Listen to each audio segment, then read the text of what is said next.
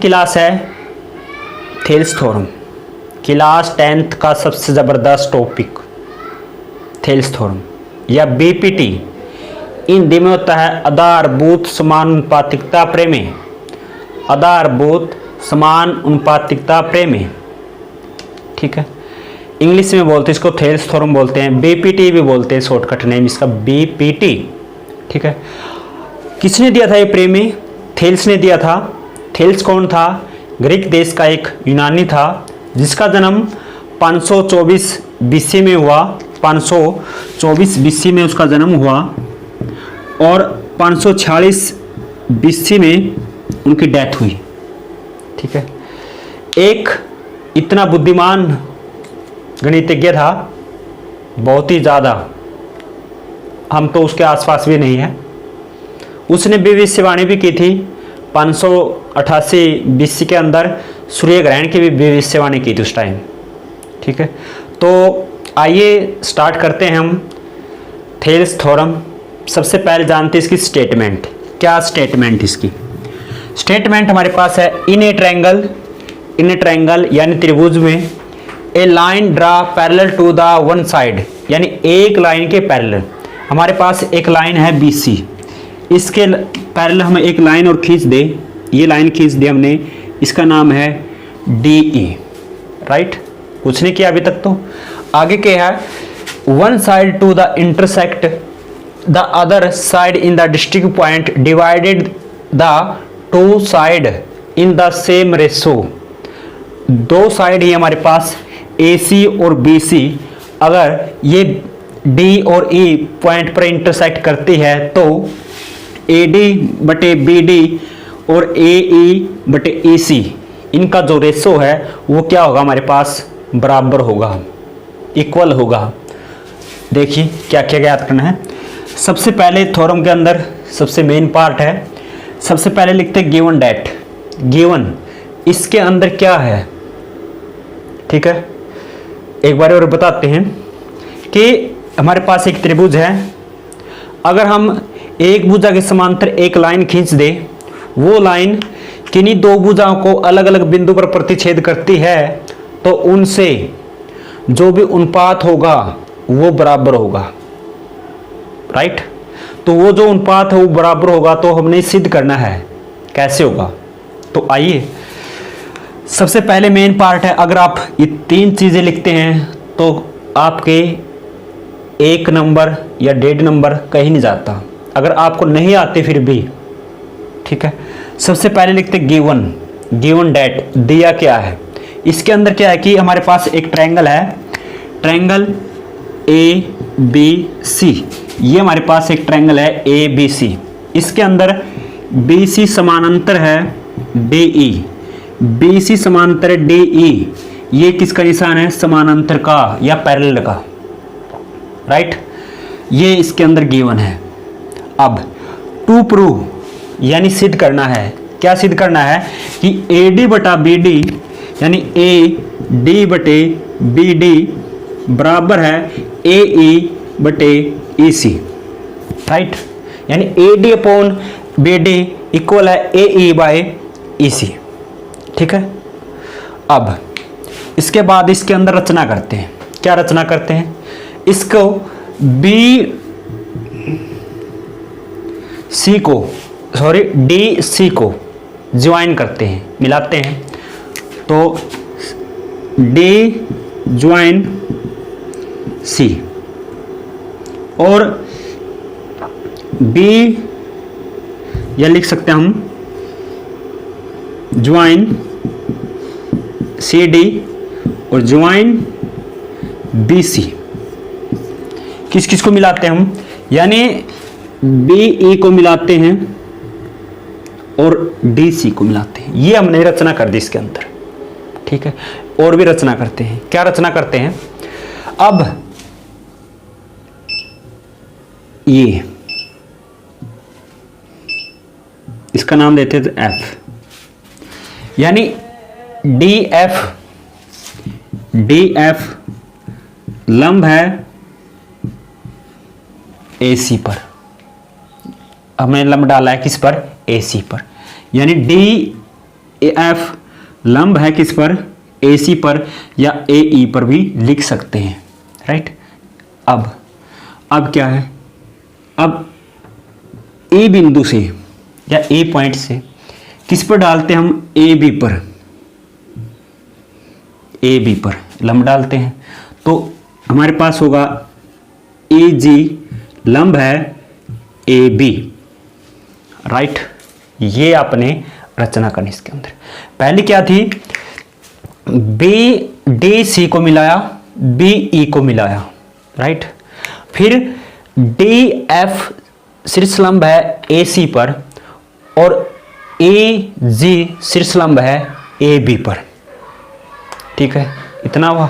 इसके बाद प्रूफ, यानी हमने क्या करना है, सिद्ध करना है, ये जो हम प्रमाण बोलते हैं, प्रमाण, प्रूफ।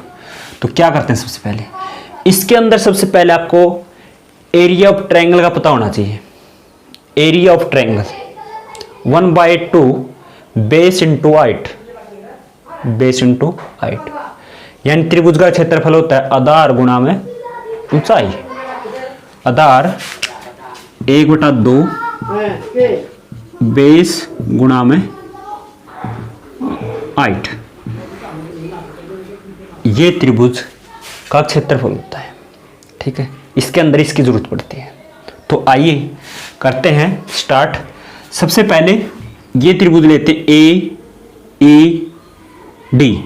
ADE लिखेंगे किस प्रकार, इन ट्रायंगल ABC, पूरी ट्रायंगल के अंदर पहले है एरिया को लिखते हैं AR से। एरिया को क्या लिखेंगे हम, AR से। Area of triangle ADE, area of triangle ADE यानी त्रिभुज ADE का क्षेत्रफल 1/2, क्या सूत्र होता है, 1/2 बेस इंटू हाइट। अब इसके अंदर ये हमारे पास एक त्रिभुज है ADE है, ठीक है। सबसे पहले क्या लेंगे हम, ये हमारे पास ऊंचाई, ये GE, ये ऊंचाई है, ठीक है। जिस पर परपेंडिकुलर होता है या शीर्ष लंब होता है वही एक बार बेस होगा। इसको भूल जाओ आप, DF को भूल जाओ। क्या बचा हमारे पास, मान लेते इसको साफ कर लेते हैं हम, क्या बचा, GE बचा, यानी किस पे लंब है, AD पर। तो AD क्या हुआ, इसका बेस हुआ, यानी क्या हुआ, आधार हुआ, यानी 1/2 बेस हुआ इसका AD गुणा में EG। ये हमारे पास इक्वेशन नंबर फर्स्ट, बिल्कुल आसान था। अब बात करते हैं, अब एरिया ऑफ ट्रायंगल किसका, आप देखते हैं ये BDE,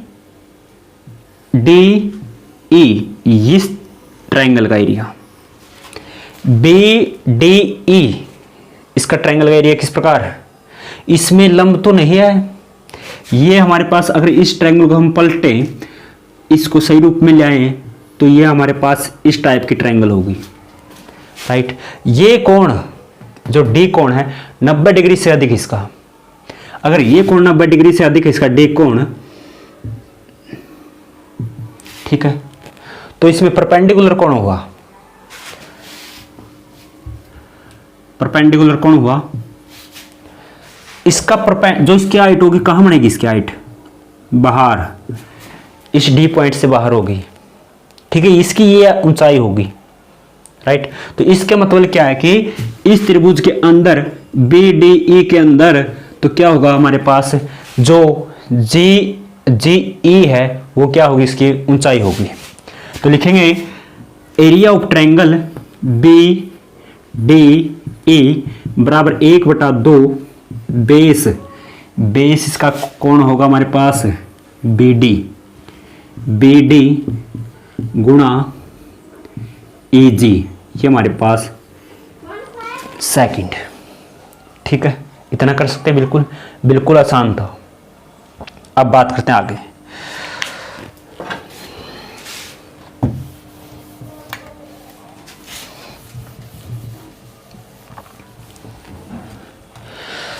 ठीक है, अब क्या करेंगे, सेम, अब तो इस साइड की ली थी, ऊपरली साइड की लेंगे हम, दूसरी साइड की ये। अब लिखेंगे दोबारा area of triangle A D E, A D ई इस ट्रायंगल के अंदर। अब परपेंडिकुलर कौन लेना आपने, डी एफ, ये हमारा क्या होगा, शीर्षलंब होगा, इंग्लिश में बोलते हैं परपेंडिकुलर। ठीक है, किस पे है, ए ई पर। इसका मतलब क्या हुआ, आधार ए ई हुआ, यानी 1/2 ए ई गुणा डी एफ, ये हमारे पास इक्वेशन 3। ठीक है, अब बात करते हैं आगे, सेम। अब इस साइड, अब ये ट्रायंगल लेंगे हम, कौन सी, सी डी ई, कौन सी ट्रायंगल लेंगे हम, सी डी ई, ये ट्रायंगल।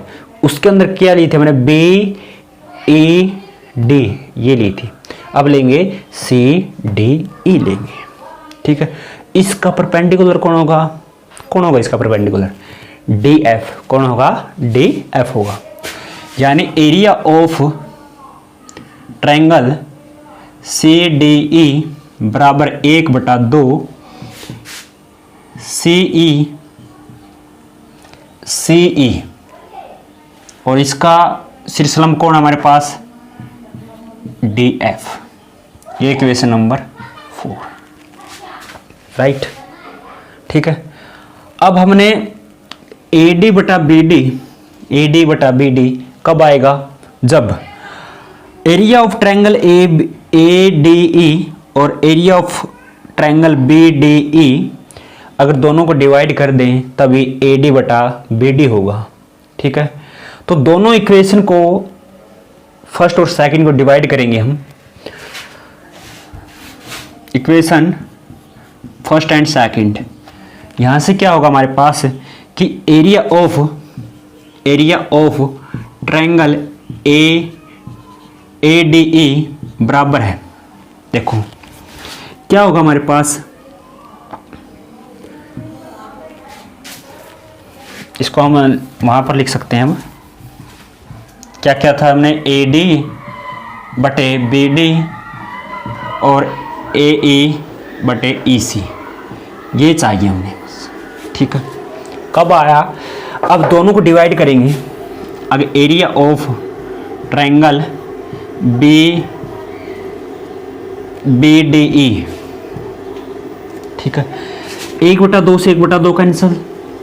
ठीक है, अब ई जी से ई जी कैंसल, तो क्या बचा हमारे पास, यह बचा हमारे पास ए डी बटे बी डी, ए डी बटा बी डी, ये हमारे पास इक्वेशन नंबर 5। ठीक है, अब बात करते हैं, ये साइड तो आ गई हमारे पास ए डी बटा बी डी, ए डी बटा बी डी, साइड ए ई बटे ई सी, ये कैसे आएगा, तो कैसे आएगा, अगर हम 3 को और 4 को डिवाइड करेंगे तभी आएगा।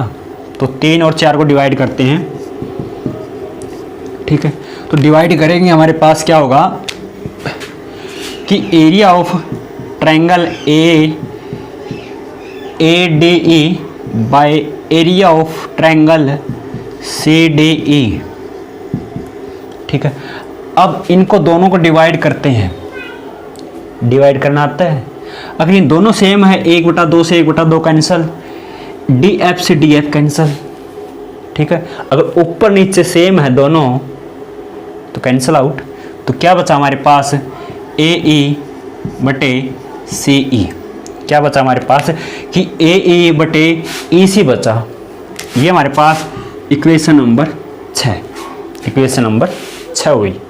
ठीक है, अब दोनों बराबर करने हैं, ये दोनों बराबर करने हैं, तो उसके लिए क्या करते हैं, तो उसके लिए क्या करते हैं, देखो ए डी ई और ऊपर ए डी ई दोनों सेम है, ट्रायंगल ए डी ई। ठीक है, एक ही बात है, ये तो दोनों बराबर है। अब इसके बाद बी डी ई और सी डी ई, ये तो अलग अलग ट्रायंगल है, बी डी ई और सी डी ई ये तो दो अलग अलग ट्रायंगल है, ये कैसे बराबर होगी? कैसे बराबर होगी कि triangle area of triangle B D E बराबर होगी area of triangle C D E. कब बराबर होगी ये? आपने 9th क्लास में एक चैप्टर किया होगा, 9th चैप्टर है, 9th चैप्टर है, तो उसके अंदर क्या था? उसमें था एरिया ऑफ ट्रायंगल था, ठीक है। तो इसके अंदर भी सेम है, वही लगेगा। क्या लगेगा कि बी सी और डी ई, बी सी और डी ई दो पैरेलल लाइन है, बी सी और डी ई दो पैरेलल लाइन है, यानी दो समांतर रेखाएं हैं। तो उनके बीच में ये दोनों ट्रायंगल है, बी ई डी और सी डी ई ये दो ट्रायंगल है, ठीक है। एक खासियत और इसके अंदर है, क्या खासियत है? ये दोनों ट्रायंगल एक ही बेस पर है। बेस का मतलब होता है आधार, दोनों का आधार सेम है और किसके अंदर ही? दो लाइन के अंदर है। तो इसलिए दोनों का एरिया क्या होगा? इक्वल होगा, ठीक है। यानी सेम बेस क्या बेस हुआ इसका? D E. क्या हुआ? डी ई, यानी जो बी ई डी है, ठीक है, बी ई डी ये ट्रायंगल और सी डी ई ये ट्रायंगल, इसका दोनों का बेस क्या हुआ? डी ई, सेम बेस, ठीक है। और पैरेलल लाइन कौन सी? B C parallel to D E.